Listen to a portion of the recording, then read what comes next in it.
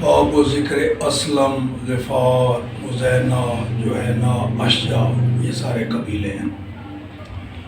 حضرت ابو ہریرہ رضی اللہ تعالیٰ عنہ راوی ہیں کہ نبی پاک صلی اللہ علیہ وسلم نے فرمایا کہ قریش اور انصار اور یہ قبیلے جو ہیں موالیہ، یہ میرے دوست ہیں۔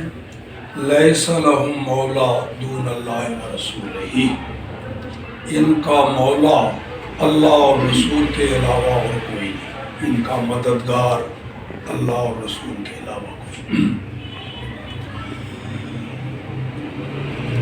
اگلی حدیث ہے کہ رسول اللہ صلی اللہ علیہ وسلم نے ممبر پر تشریف فرماتے ہوئے یہ فرمایا، غفار غفر اللہ لہا، یعنی قبیلہ بنی غفار، اس نام سے ہی دعائیہ جملہ نکال لیا، غفر اللہ لہا، اسلم سالمہ اللہ، اللہ تعالیٰ اس قبیلے کو سلامتی عطا فرمائے۔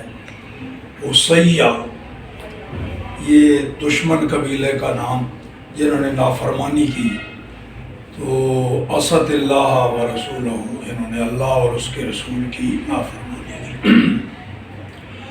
آگے بھی حدیث دیکھو، اللہ اکبر۔ قال النبی صلی اللہ علیہ وسلم، نبی کریم صلی اللہ تعالیٰ علیہ وآلہ وسلم نے ارشاد فرمایا، ارائیتم، کیا خیال ہے تمہارا، اگر قبیلہ جوہینہ، مزینہ، اسلم، غفار، یہ قبیلہ بنی تمیم اور بنی اسد اور بنی عبداللہ بن عثمان اور بنی عامر بن ساسا سے بہتر ہو جائیں تو؟